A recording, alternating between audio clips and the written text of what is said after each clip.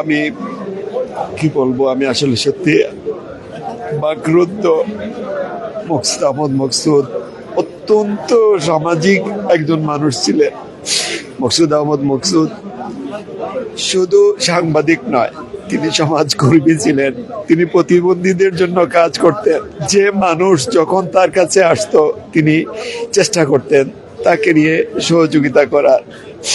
Online press ক্লাবের কথা যদি বলি, আমরা অনেক প্রতিকূলতার সম্মুখীন ছিলাম প্রথম দিকে।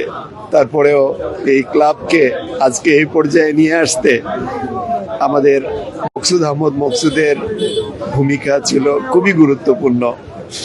আমরা সকলের সম্মিলিত প্রচেষ্টায় আমরা এই পর্যায়ে এসেছি। আমি তার পরিবারের সুখ সন্তপ্ত পরিবারের প্রতি গভীর সমবেদনা জ্ঞাপন করছি এবং আমি আত্মার মাগফিরাত কামনা করছি। আমার নিজের কাছে মনে হচ্ছে যে আমি যেন আমার ভাইকে হারিয়েছি। মহান আল্লাহ যেন তাকে জান্নাতুল ফেরদাউস নসিব করেন, এই আশাবাদ ব্যক্ত করছি আপনাদের সকলের কাছে। সবাই তার জন্য দোয়া করবেন।